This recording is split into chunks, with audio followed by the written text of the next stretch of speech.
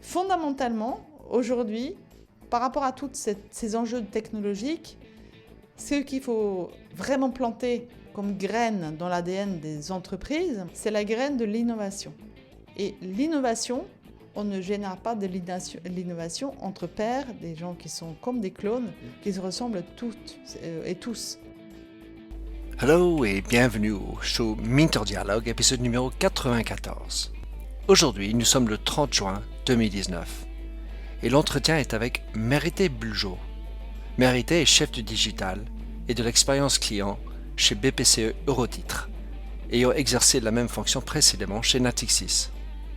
Mérité, qui est polyglotte, biculturel et titulaire de 2 diplômes dans l'histoire et l'informatique, est également présidente de Digital Ladies and Allies, caractérisée d'un do tank pour amener plus de diversité dans le digital. Mérité est fréquemment citée comme étant une des personnes les plus influentes dans le digital, dans la fintech, et tout récemment numéro 1 parmi les CDO en France selon Brandwatch. Dans cet entretien avec Mérité, nous discutons de comment amener la transformation digitale, quelles seraient les technologies d'avenir, le French Touch dans le digital et plus encore. Bonjour et bienvenue sur mon podcast Minter Dialogue en français, où on parle des marques, des nouvelles technologies et comment les entreprises doivent s'adapter à la transformation digitale. Je suis Minter Dial, votre compère pour ce podcast. Vous pourrez trouver les show notes sur mon site minterdial.fr, où vous aurez tous les liens et références cités lors de cet entretien. Plongeons alors dans cette nouvelle émission. Mérité Buljo, plaisir de t'avoir sur mon show. On s'est rencontrés une fois, je t'ai suivi, je vois ce que tu fais. Tu es une femme influente en France. Je voudrais que tu nous présentes qui tu es. Oui, avec plaisir. Donc, effectivement, Mérité, Mérette, on a le droit de prononcer mon prénom presque comme on veut. En général, on réagit, on est un peu gêné. Moi, ça m'amuse quelque part parce que moi, j'ai aucun problème avec ça. J'ai plusieurs identités quelque part. J'ai plusieurs existences. C'est ça qui est intéressant. Puisque je suis française et je suis norvégienne. En réalité, je n'ai pas la nationalité française. Je suis une vraie norvégienne. Mais même quand mes amis viennent en Norvège pour la première fois avec moi, ils voient bien que je suis deux personnes en fait. Je suis norvégienne et je suis aussi française. Et donc en France, ça fait presque bientôt 30 ans quand même que je vis dans ce beau pays. Donc c'est aussi la preuve que j'aime ce pays. Je me suis mariée avec un Français, j'ai des enfants, des grands garçons maintenant, qui adorent aussi les 2 pays. Et heureusement, parce que je pense que ça leur permet aussi de retrouver ce qui est de mieux dans leurs 2 cultures. Pareil, moi aussi, je suis au moins biculturel et je trouve que c'est une richesse. Alors, nous sommes installés à l'est de Paris, dans le 13e arrondissement, dans le WeWorks, et je voudrais que tu nous dises ce que tu fais, parce que là, tu as plusieurs casquettes par ailleurs, plusieurs identités et plusieurs casquettes, mais explique-nous ce que tu fais dans la journée.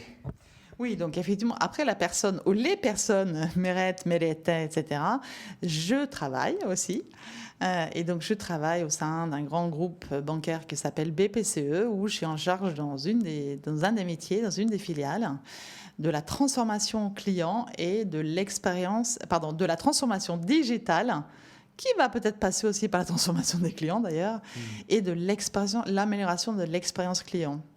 Et donc, pour y arriver, nous travaillons sur plusieurs axes avec mes équipes, aussi bien sur la partie vraiment expérience client au sens très digital, mais pas que. Nous travaillons également sur toute notre organisation interne. Et enfin, et c'est presque le plus important, notre transformation à tous. Et donc notre culture qui est en train d'évoluer, nos pratiques de travail. C'est pour ça qu'en fait, en ce moment, il y a une de mes équipes qui est installée ici, chez WeWork, C'était une opportunité qui nous a été offerte de pouvoir les installer ici, dans ce monde qui est même largement dominé par une présence de start-up, de petites entreprises. Donc voilà, les équipes sont là pour travailler en particulier sur l'amélioration de nos parcours clients. Le cadre est magnifique. Alors, je voudrais commencer par le digital, puisque maintenant, ça fait bien des années que le digital existe. S'occuper de digital, comment est-ce que tu définis le digital pour ton métier? Parce que finalement, c'est vaste. Alors, je pense que tu as raison d'insister sur ce mot de digital, hein, parce que de mon temps, façon de parler, quand je commençais dans l'industrie bancaire, moi j'ai commencé dans l'informatique. Ah oui. D'accord? L'informatique, c'est aussi du digital quelque part, hein, mais ce n'était pas un mot qu'on utilisait. Je pense que, pour moi, et que ce soit dans l'industrie bancaire ou d'autres industries ou d'autres commerces à la rigueur, ou notre vie de tous les jours, le digital, la différence, c'est ce que nous avons vécu ces dernières années avec l'arrivée évidemment d'Internet, qui a permis de distribuer les pouvoirs entre les marques et les clients, qui aujourd'hui a ses choix au bout de ses doigts. Le digital, au bout de ses doigts, il peut choisir très facilement. Aujourd'hui, on pourrait parler du swipe, hein. On parlait des clics avant avec les souris, maintenant on n'utilise même plus la souris, tout passe par le doigt. Moi j'aime bien en fait attacher ce digital par ce pouvoir que nous avons au bout de nos doigts, tous, en tant que consommateurs et en tant que citoyens. Et puis au-delà de ça, ça implique forcément des évolutions de notre approche vis-à-vis du client, mais aussi dans notre approche vis-à-vis des collaborateurs, des salariés en fait. Alors quand tu es en train de travailler sur le digital, puisque tu es historienne aussi, tu aimes bien regarder en arrière, mais aujourd'hui, quand on travaille sur l'expérience client, il y a beaucoup de choix de digital, enfin d'outils, de systèmes. Et l'étendue, en fait, est-ce qu'il y a une limite? Comment est-ce que tu limites? Comment est-ce que tu regardes les choix d'outils et de digital, on va dire, pour améliorer l'expérience? En fait, la seule chose qui compte, c'est que le client vous aime. C'est la seule chose qui compte. Donc, il ne faut pas commencer par l'outil. Il faut déjà commencer par comprendre qui c'est cette personne. Ces personnes. Il y a plein de gens, il y a plein de personnes. Les banques, depuis quelques années, ils avaient un peu oublié qu'ils avaient perdu le monopole du cœur du client. Et que le client, c'était une personne. C'est comme le bébé de Dolto, c'était une personne. Donc, il faut les rencontrer en chair et en os. De ce que nous avons énormément développé dans ma filiale, ce que j'ai proposé comme démarche, déjà pour comprendre réellement les motivations, ce que j'ai appelé vraiment les ateliers empathie, pour réellement comprendre ses désirs et ses motivations profondes. Parce que la banque, finalement, elle intervient, soit elle doit être invisible dans le système de paiement, etc., soit elle doit être présente en coach bienveillant à des moments clés de la vie du client. C'est l'achat d'un grand appartement, c'est un investissement. C'est là qu'il doit être là. Et je pense que le digital aujourd'hui, il doit répondre d'une part, il y a un impératif, c'est surtout pas approcher vos projets de digitalisation voulant mettre une couche de digital sur vos processus, vos services actuels. Il faut vraiment retrouver le lien avec le client, comprendre les moments de vraie émotion. Hein. C'est ça, quand on parle d'expérience client, ce qu'il faut comprendre, c'est la somme des émotions des clients, du client, à différents moments clés et de points de contact avec la banque. Et d'autant plus, il ne faut pas le perdre à ces moments phares dans sa vie. Comme j'ai travaillé dans l'entreprise, je sais que souvent, l'émotion, ce n'est pas forcément la chose la plus attendue ou voulue quand on est dans une réunion. Enfin, on peut se fâcher et tout. Mais en gros, l'émotion, c'est loin de considérer. On va être plutôt sur la rationnelle, la performance, la perfection. Et cette histoire, donc, émotion est difficile déjà en entreprise. Comment est-ce qu'on peut effacer, rendre ce filtre bien neutre afin de vraiment comprendre de manière nouvelle? Parce qu'en fait, les outils ont changé les choses. On a oublié le client. Quand on va aller, on peut amener aussi des filtres, des a priori. Et donc, tu es là, tu es en train d'essayer d'amener une vraie compréhension dans la peau du client. Comment est-ce qu'on dégage tous les a priori, les contraintes qu'on a, les arrière-pensées qui font qu'on on brouille les pistes. Tu as vraiment raison d'insister là-dessus parce que ça va vous demander à développer des vraies nouvelles compétences aussi. Il y a peut-être des gens qui sont plus ou moins à l'aise avec la notion d'émotion, ça c'est vrai, et en particulier dans l'entreprise. C'est comme dans la vie, il y a aussi des gens qui sont plus ou moins à l'aise par rapport à l'amour. Moi, j'aime bien parler de l'amour avec le client, en fait. Ça peut pas être paradoxal, mais en fait, ça l'est pas du tout, parce que le sujet est vraiment là aujourd'hui. Il y a trop d'acteurs sur le marché. Si on n'est pas attaché à obtenir cette relation vraiment proche et très positive, fondée sur une forme d'amour de la part du client, parce que sa fidélité va être là. Alors, quand tu vas l'approcher au début, en fait, il faut se transformer. Il faut commencer par soi-même. Il faut vraiment enlever toute cette couche un peu qu'on peut porter en soi. Les façades, voilà, tout ça, il faut arriver à se l'enlever. Et donc, il faut forcément aussi passer par des étapes de formation que j'ai suivies moi-même, que mes équipes ont suivi, enfin les équipes qui étaient particulièrement en relation avec ça. Il y a des gens qui se spécialisent. Et puis, après, moi, j'aime bien monter des équipes mixtes, en fait, où on intègre dans nos séances comme ça, que je vais appeler des séances vraiment d'empathie. Moi, je fais appel à des experts que je mêle avec mes propres salariés, celles qui sont vraiment dédiées à cette écoute et co-création, empathie client, et parfois aussi d'autres. Un informaticien, par exemple, qui développe vraiment ce qui finalement voit le client quand il veut passer une transaction et qui parfois génère forcément de l'émotion. Mais cet informaticien, il peut paraître très loin, parce qu'il n'est pas seulement qu'il ne peut pas, il est parce qu'il n'a jamais rencontré un vrai client. Il est resté derrière. Voilà. En fait, moi, j'aime bien organiser ces ateliers-là en invitant pas mal de personnes à y participer. En tout cas, c'est sûr, c'est qu'une entreprise qui veut se lancer et qui est prête à se lancer dans ce type de démarche, il faut qu'elle se fasse aider. Parce que vous touchez aussi aux êtres de vos salariés. Ce qui est étonnant, on parle beaucoup de la diversité, et ne serait-ce que d'avoir quelques personnes d'un point de vue, d'un background différent, ils vont repérer les choses qui sont dites, et toi tu dis, non, j'ai pas vu ça du tout. Et puis cette confrontation d'idées permet d'éclairer finalement, parce que nul peut être à toute la vérité. Mais en tout cas, ah oui, j'ai pas pensé ça, j'ai pas vu ça.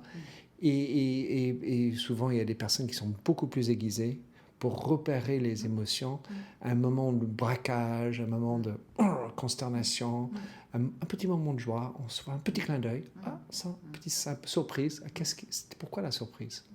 Et une fois qu'on a une vraie diversité d'opinions, ça permet de le faire. Alors, combien est-ce qu'on doit embarquer le patron là-dedans? Parce que c'est bien beau d'amener tous les chefs de produits, avoir une équipe de juniors qui sont tout frais, tout naïfs, on va dire, et puis en tout cas beaucoup de volonté.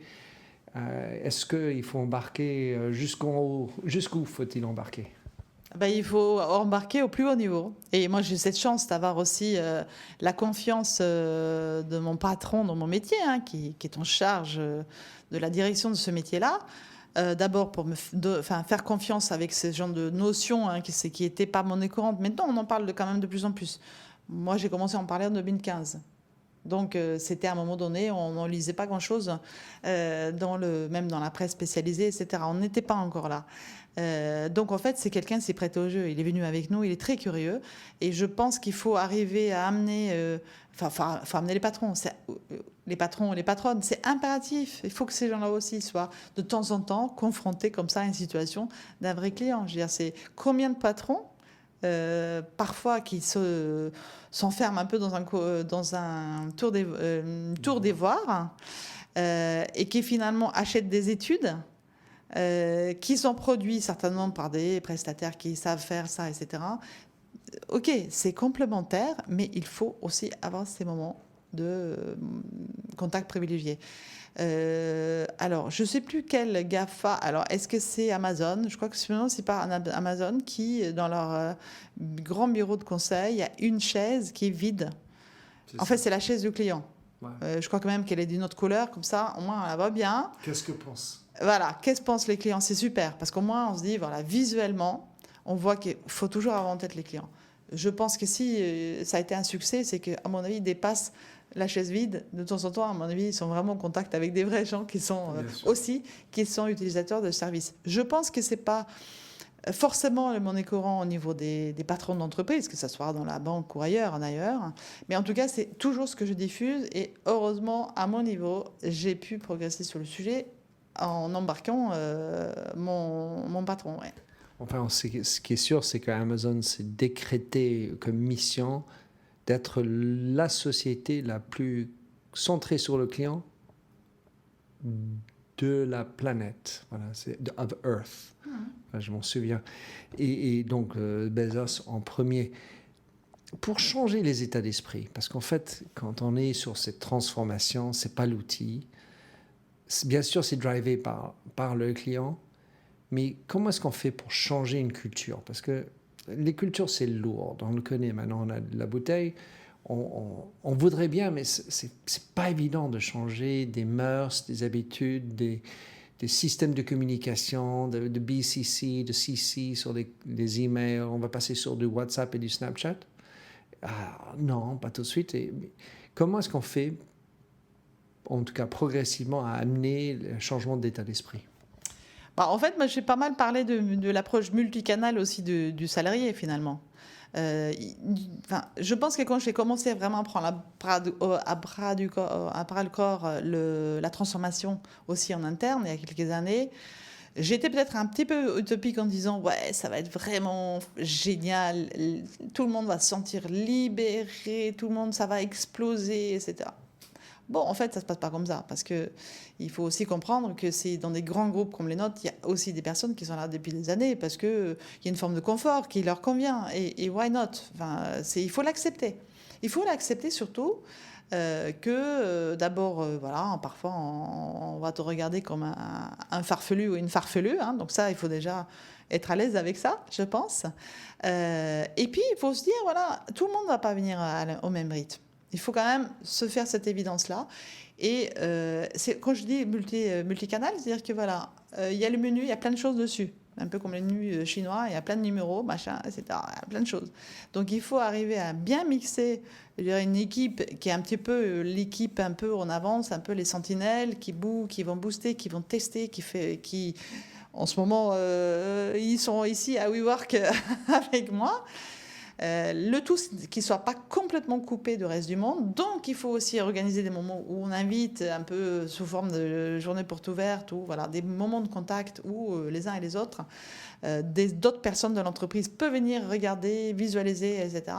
Ce que je fais régulièrement, c'est par exemple, régulièrement, je fais aussi appel à l'intelligence collective au-delà de cette équipe, par des challenges d'idéation. Par exemple, de temps en temps, on dit, voilà, là, on est en train de travailler sur tel sujet du parcours, etc. Et vous, si vous deviez vous mettre à la place du client à la fin de l'année de 2020, par exemple, sur tel type de parcours, comment tu penses qu'il faudrait faire? Donc, on fait régulièrement des challenges comme ça.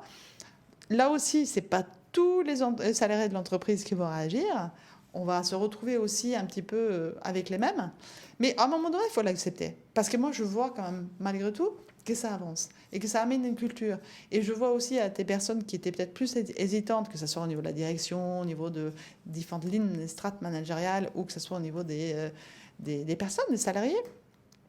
Aujourd'hui, on parle très naturellement du client final, dans une entreprise qui était considérée elle-même, elle se présentait comme ça, comme étant une usine, il n'y a pas longtemps. Voilà. En tout cas, moi, quand je suis arrivée dans ce métier, on se présentait comme une usine. Nous, on est une usine, on fait du B2B. Mais c'est hyper barbare comme présentation. Une usine, voilà. Donc, ça veut dire que tout est identique, tout est... Voilà. Les process. C'est les process. Uniformisation. Bien sûr, c'est hyper important pour les banques aujourd'hui. On est hyper challengé par une couche de réglementation. Donc, il faut être hyper réglé vis-à-vis de tout ce qui est conformité, compliance. C'est une obligation. On ne peut pas partir en vrille. On le sait, on est passé par 2008, etc. Donc, il faut bien avoir cette couche-là, avoir des organisations, des points de contrôle, des choses comme ça. Et tous les salariés doivent être hyper conscient de ça. Mais à côté de ça, il faut s'autoriser aussi une forme de liberté dont on n'avait pas forcément l'habitude. Et c'est ça qui est intéressant quand de temps en temps tu as l'occasion de faire appel à la foule. Voilà, c'est un super révélateur de talent.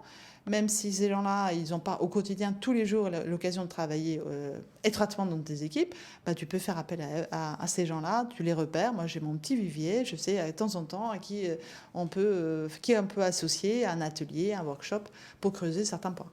Donc ça s'appelle le réseau, j'ai envie de dire. Exactement. Mais tu as marqué sur ton profil LinkedIn, I like to be the change I want to see.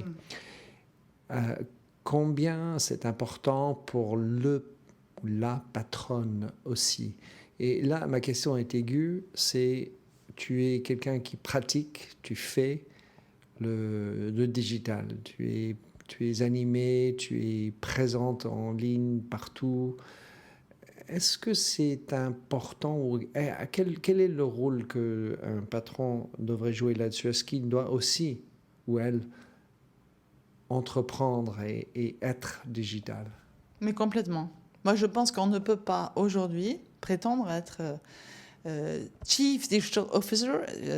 On utilise cette terminologie aujourd'hui souvent, CDO.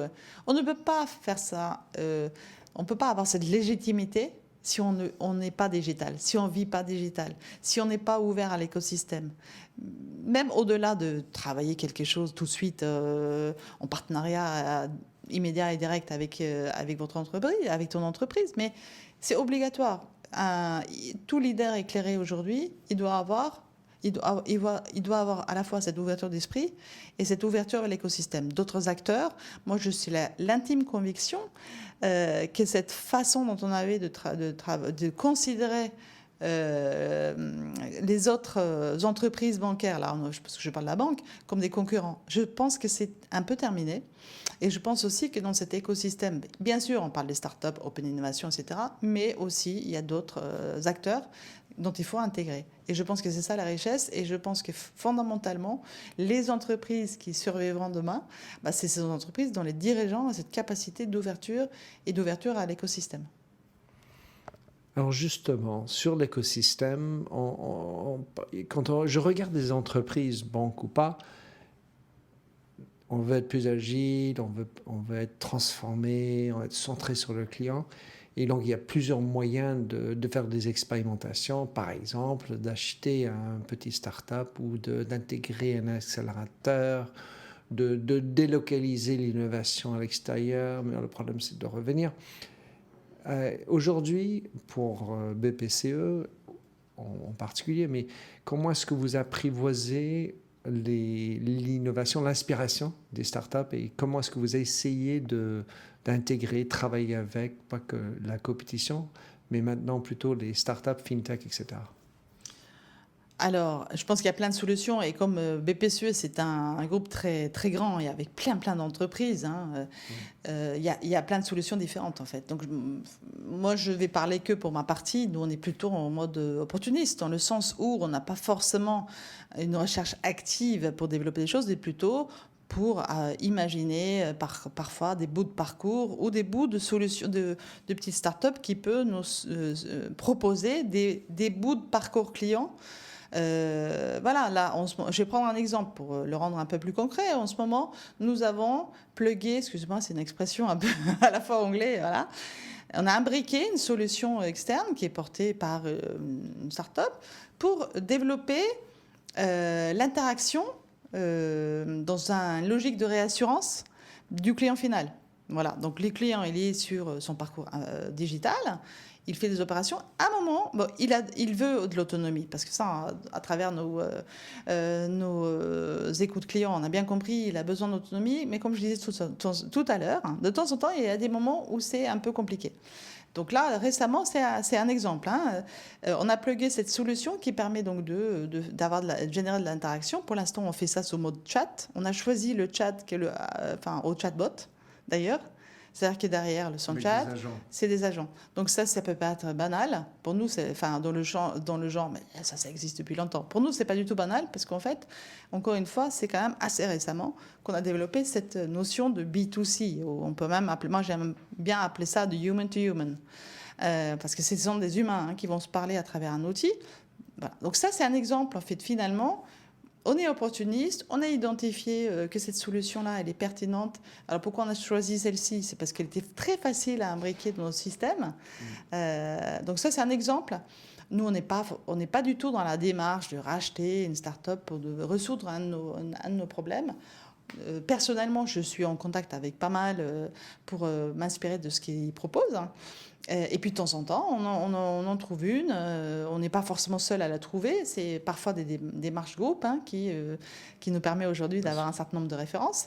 On se dit, voilà, on va tester celle-ci. Elle va nous résoudre un problème de manière très simple et très rapide, plutôt que de développer un tour interne, quoi.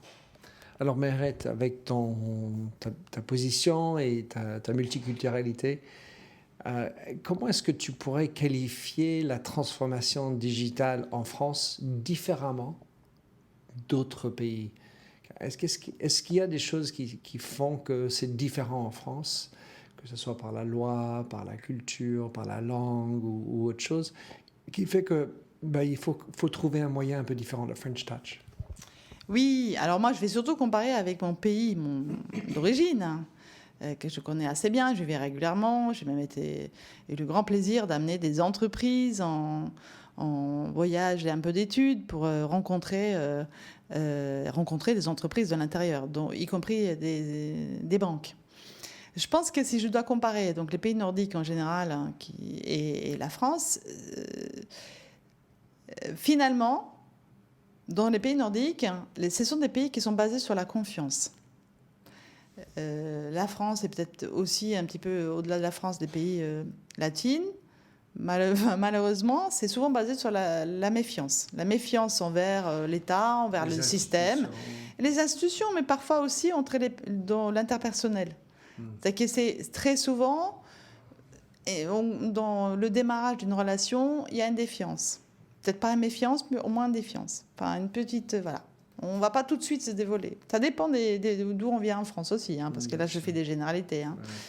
Alors que les pays nordiques, en fait, ils ont une telle confiance en le système, en l'État, qu'ils n'ont aucun problème à partager leurs données. Ici, on parle beaucoup de Big Brother, on va être surveillé, privacy, voilà. En fait, dans mon pays, Norvège, les personnes ne se posent pas du tout cette question. Les données fiscales, par exemple, à titre individuel, sont du domaine public. Alors avant, il suffisait de googler une personne. Même avant Google, il suffisait de s'adresser, passer un coup de fil je ne sais plus quel service de l'État, tu obtenais tout de suite combien gagnait ton voisin. En fait, tu obtenais les résultats de sa déclaration. Voilà. Et ça posait de problème à personne. Là, la seule différence qu'ils ont développée ces derniers temps, c'est qu'au moins, il faut dire que moi, j'ai fait une demande, Meret Beljo, je veux savoir combien gagne Minter, voilà. Donc, au moins, il y a la traçabilité. Donald Trump. Voilà, Donald Trump. Au moins, il y a la traçabilité que j'ai fait cette demande. C'est le petit truc récent. Toujours est-il que, du coup, je vais revenir sur l'industrie bancaire. En fait, ils sont allés très, très loin dans les solutions aujourd'hui qui marchent d'ores et déjà, et d'ailleurs dans la digitalisation de la relation. Il y a quasiment plus d'agences bancaires en Norvège quand même. Et pourtant, ils ont la valeur de trust devant. Et d'une banque à l'autre, en fait, il existe, un peu comme l'Estonie, une identité bancaire unique. Ça fait que tu peux d'abord... c'est déjà la réalité en France. Quasiment tout le monde est multibancarisé, mais avec toutes les contraintes. En France, il n'y a aucune... Il n'y a eu qu'une transversalité. Il y a quelques petites start-up qui ont été malins pour développer des solutions où tu peux avoir la vision agrégée de l'ensemble de tes comptes bancaires. Mais en Norvège... Mais pas pour les banques. ça vient. Mais en Norvège, c'est natif. C'est-à-dire que tu as commencé t'as ouvert un compte dans un banque, tu n'as plus besoin de faire tout le check avec la deuxième banque, de toutes tes pièces justificatives, etc. Ce qu'on appelle le Know Your Customer, le KYC, qui est un truc très très lourd en France. Bon bref. Et donc ça a permis, je t'ai dit tout à l'heure, ça fait presque 30 ans que je vis en France, mais j'ai arrivé en France il y a, on va dire, à plus de 25 ans. Il y avait plus... Enfin, moi, j'étais étonnée de voir qu'il y avait des chèques. Mais ça faisait déjà des années que je ne voyais plus de chèques et de chéquiers en Norvège. Tout était déjà dématérialisé. C'était déjà les cartes bancaires. Et aujourd'hui, l'espèce disparaît. D'ailleurs, ce n'est même pas la peine bon, là-bas, c'est les couronnes norvégiennes, hein, parce qu'ils ne font pas partie de l'Union. Voilà, ce n'est pas de l'euro. Mais c'est aucun intérêt d'amener des couronnes voilà, là-bas. Donc, c'est extrêmement fluide. C'est la grande différence, mais qui est vraiment basée... Et je pense que c'est vraiment un frein. Je comprends que c'est à la fois une sécurité qu'il nous faut en termes de protection de données, on le comprend bien. Mais en même temps, on se prive aussi de solutions qui facilitent la vie du consommateur, du client.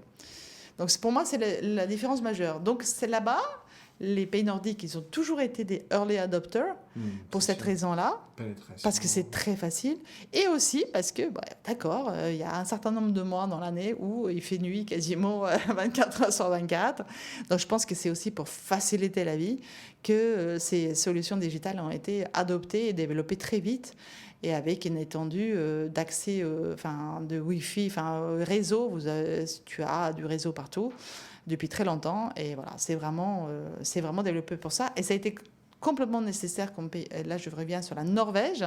La Norvège, c'est 2500 km de long, hein. Donc c'est très étendu pour 5 millions d'habitants, mais il y a du monde partout. Aussi pour surveiller un peu vis-à-vis d'un de nos voisins quand même qui... Voilà, donc il y a du monde partout, donc c'est très important d'avoir de l'implantation partout. Qu'est-ce qu'on fait dans ce cas-là? Soit on vit dans un petit village complètement isolé, qui était le cas de mes ancêtres il y a fort longtemps. Aujourd'hui, c'est terminé. En fait, on peut vivre dans des petits villages parce que l'État fait tout pour qu'il y ait du monde partout, mais on est connecté au monde et on est un early adopter.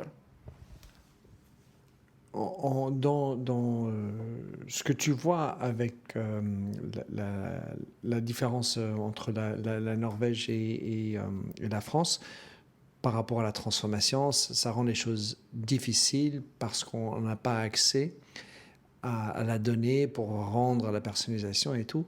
Question pour toi, et dans ta personnalité et dans ton parcours, ce qui m'intéresse, il m'a attiré vers toi, c'est le fait que tu es à la fois historienne et informaticienne. Tu as ce mélange, j'ai envie de dire, un peu culturel, artistique quelque part, et humanities et informaticien. Maintenant, je vais te demander d'aller vers le devant, à l'avenir. Quelles sont les technologies qui te fait le plus peur, ou on va dire, où tu regardes davantage pour aider votre entreprise pour l'avenir qui fait bien, donc les cybersecurity, artificial intelligence, toutes ces compagnies-là?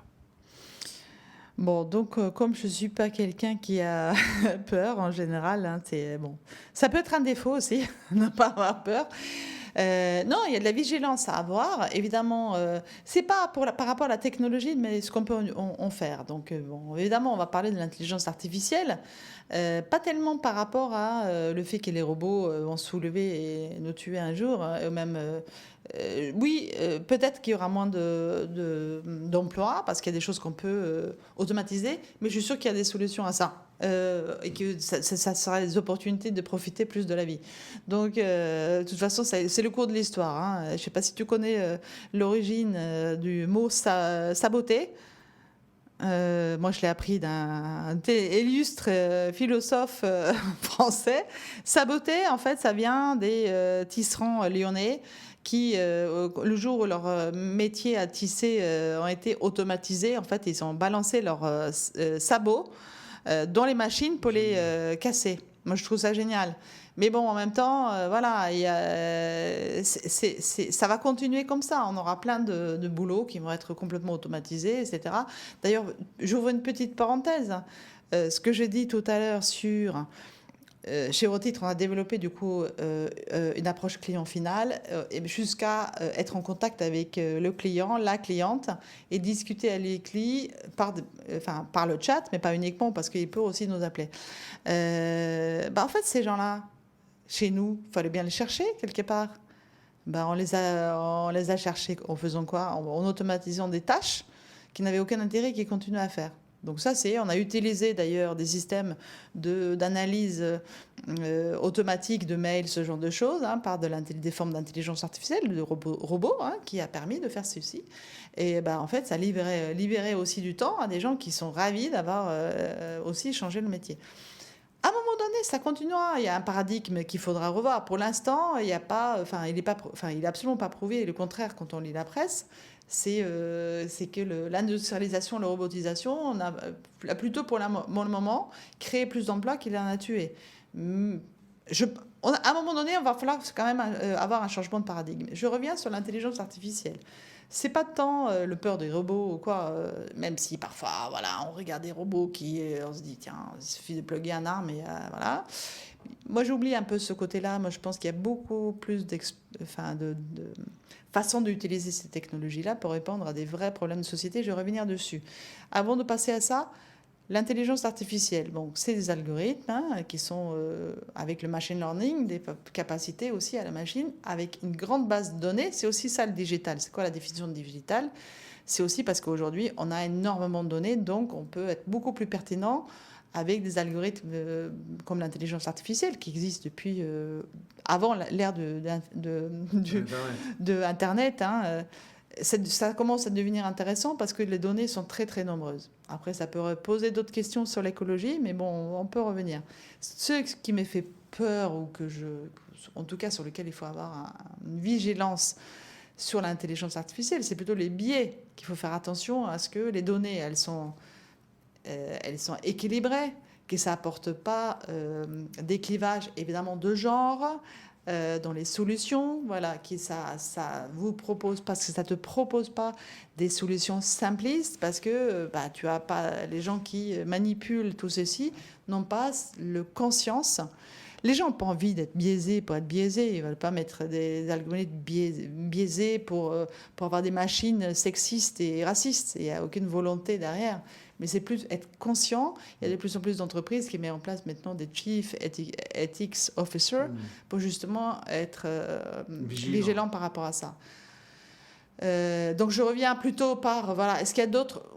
On peut pas parler de la blockchain. On sait que la blockchain aujourd'hui, elle va certainement raccourcir. Pour l'instant, on en parle beaucoup, mais c'est vrai qu'il y a des vraies solutions industrielles. On n'en a pas beaucoup pour le moment, y compris dans mon métier, mais dans la banque. Ça viendra, je pense quand même, où la blockchain, voilà, elle permet en fait de raccourcir le lien pour tout ce qui est entre le client et donc supprimer un petit peu des tiers de confiance, comme ça peut être le cas pour les banques, les assurances, les notaires, pourquoi pas. On voit plein de cas d'usage où on pourrait imaginer qu'on n'a pas forcément besoin de tiers de confiance. Voilà, donc il faudra se réinventer différemment. Moi, je suis persuadée qu'en fait, je pense que l'humain aura besoin de plus en plus de facilité pour faire des activités courantes, quitte à ce qu'il y a plein de technologies derrière, et que, encore une fois, comme je disais tout à l'heure, d'avoir un espèce de coach pour la finance, pour l'aider de temps en temps. Je pense que c'est bien d'avoir un vrai humain pour ça et qui peut l'aider. Et je pense que vraiment les banques devraient travailler là-dessus. On dépasse largement le modèle de conseiller dans une agence, etc. Une autre opportunité qui n'a pas beaucoup été exploitée en France, c'est là encore, je prends un exemple en Norvège. On a parlé de prêts bancaires immobiliers tout à l'heure. En fait, en Norvège, qu'est-ce qui se passe quand tu veux acheter un appartement? En général, c'est le banquier qui t'aide. Il t'aide dans la recherche. Il est agent immobilier. Il t'aide dans la recherche. Il ne faut pas aller là, il ne faut pas aller ici. Voilà. Et puis, il te fait le montage financier. Voilà. C'est du bout en bout. Moi, je pense que ce type de service, du moment où on peut automatiser, mettre de l'intelligence artificielle, des solutions technologiques, pour faire des choses qui finalement ont de moins en moins de valeur. Moi, j'ai vu le Starling Bank à Londres. Et ils ont un système, un écosystème, alors que bon, ils font la banque. Mais à travers un écosystème de partenaires, ils sont arrivés à faire... Ils essayent d'aller vers ça. Et en écoutant l'idée de base de données, l'organisation et le besoin d'éviter les biais, j'ai écouté un autre podcast de David Rubin et il parlait du fait que l'organisation demande des jugements. Car en fait, pour organiser, il faut mettre des titres autour. Exactement. Et ces titres vont être femmes, hommes. Oui. Maintenant, c'est femmes, hommes et autres. Autres. Toutes les diversités. Et moi, j'aime bien parce que je pourrais presque parler de biodiversité, en fait. C'est vraiment dans ce sens-là. Souvent, d'ailleurs, on nous dit « Ouais, mais la diversité, c'est une connotation. » Moi, elle n'a aucune connotation, la diversité, justement. C'est les parcours, c'est l'âge, c'est l'état d'esprit, c'est sa formation, c'est initial, c'est qu'est-ce qu'il a fait dans sa vie, et quelle est sa vie aussi à côté de l'entreprise, hein, parce que ça aussi, c'est un phénomène qui viendra. Hein, c'est qu'on aura plusieurs boulots en même temps, etc. Bon, c'est des choses intéressantes. On pourra passer toute la journée à discuter de tout ceci. Hein. Mais en tout cas, la diversité pour moi, c'est presque des personnes qui sont porteuses, de mixité. On parle beaucoup de mixité, mais en fait, on est tous mixtes. Ben oui. On est plein. Animus. Exactement. La mixité, c'est la mixité de nous tous et toutes. De ce qu'on... Voilà. Un père, une mère. Et une père, une mère, mais on est hyper mixte en fait. Mais chaque individu est mixte. Donc, ce qui est intéressant surtout, c'est l'interdisciplinarité. Et c'est pour ça que moi, je n'ai jamais fait le choix entre les sciences humaines et les sciences exactes. Évidemment, j'apprécie. On va terminer sur un point, Mérette, parce que tu as fait d'autres activités, multiples casquettes, multiples backgrounds, mais tu as aussi lancé un projet dont tu t'en charges qui est Ladies and Allies, Digital Ladies and Allies. Parle-nous de ce que tu fais et quelle est ta vision pour ça? C'est à un moment donné dans ta vie, tu te dis, tiens, vraiment, là, j'ai un irritant. C'est pas possible que, alors que le monde devient technologique et le sera de plus en plus, et que le pouvoir va passer par la technologie, qui dans ces moments-là, en fait, il y a moins de filles qui choisissent les voies technologiques. Avec le digital, en fait, il y a eu une décélération des femmes, des jeunes filles qui ont choisi ces filières-là. Donc là, ça peut être des explications qui sont relativement riches. On les connaît en termes de diagnostic, Internet, personal computer, à la maison, les pubs étaient très axées. Voilà, le garçon, on l'offrait aux garçons. Regarde les premières publicités, même pour les premiers Macintosh d'Apple, c'est comme ça. C'est papa qui offre à son fils, etc. Avec tout l'imaginaire, avec le cinéma, le stéréotype là encore du garçon geek derrière son poste, le hacker, etc. Le Wargame. Moi aussi, j'ai vu ces films-là, voilà, à un moment donné. Moi, je suis informaticienne de formation, donc, historienne aussi, mais je me suis jamais posé la question, qu'est-ce qu'il faut choisir? Il faut les deux, ça a du sens. Alors qu'en fait, aujourd'hui, de plus en plus, je trouve que on est rentré dans un système où c'est devenu très linéaire. C'est un peu comme quand la société s'est un peu tendue en matière de chômage, etc. On s'est imaginé que là, il faut être super, super spécialisé, super fort et suivre une filière. Voilà. Je pense que c'est tout le contraire. Parce que la richesse en nous et la richesse qu'on peut offrir à la société, c'est justement cette interdisciplinarité qu'il faut absolument cultiver. Et donc, ce coup d'énervement de voir que, alors qu'aujourd'hui, il faut quand même, à minima, avoir une dimension dans son parcours professionnel, dans son parcours de formation. On est allé un petit peu au-delà du marketing digital, hein, quand même, comprendre. Quand on parle d'intelligence artificielle, au moins avoir suivi un petit stage. Avoir un petit peu les mains dans le cambouis, un minimum. Et de constater que contrairement à ce que moi, quand j'étais en formation, quand j'étais à l'université, il y avait plein de nanas, il y avait plein de filles. Moi, j'ai commencé dans l'informatique, dans la banque, dans les années 90, il y avait plein de femmes. Ces femmes-là, d'une part, elles ne sont pas montées dans les hiérarchies, pour plein de raisons qu'on connaît aussi.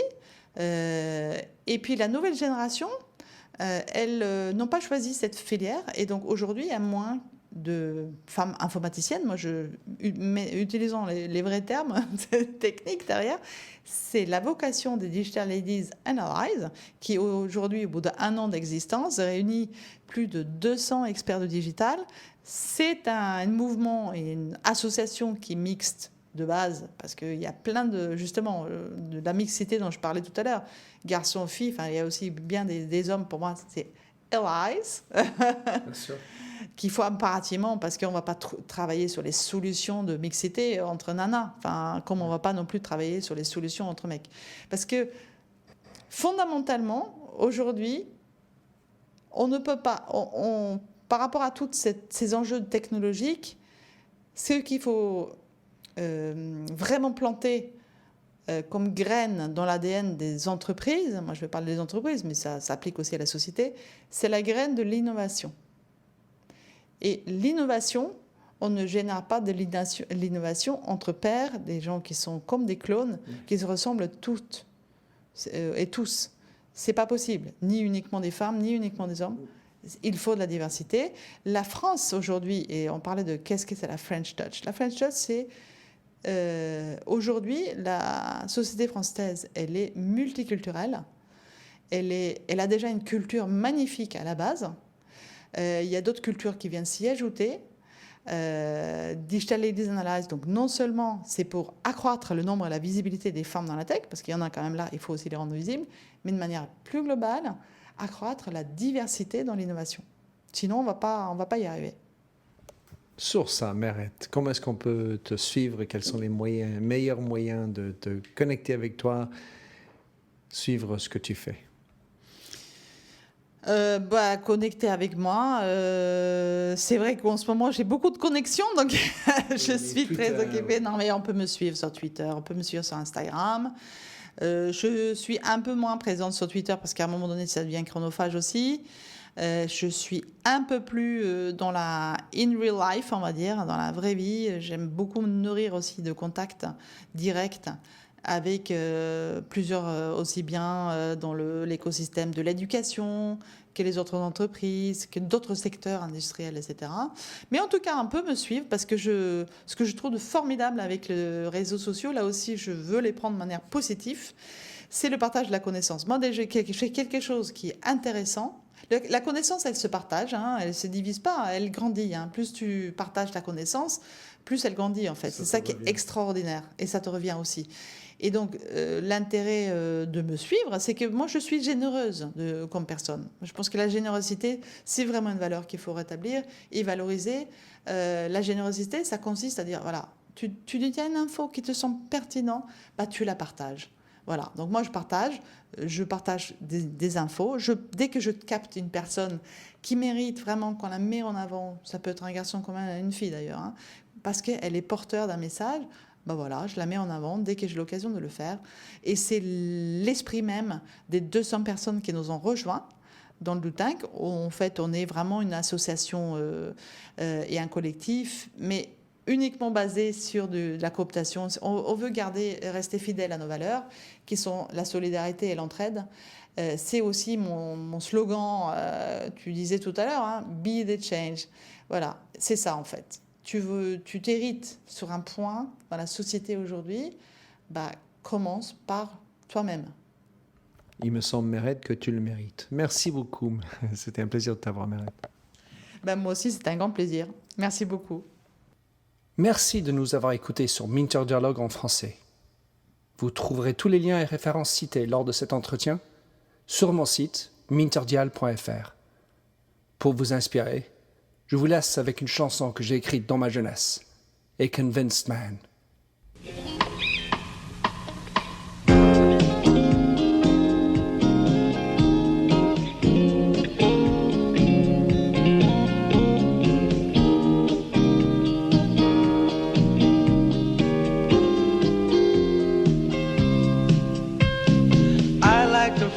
A stranger tucked around me, precipitating the danger. To feel free, trust is the reason. Still, I won't toe the line.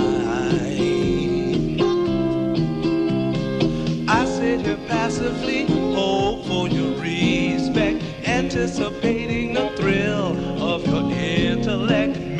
day I tell myself there's no use in me lying.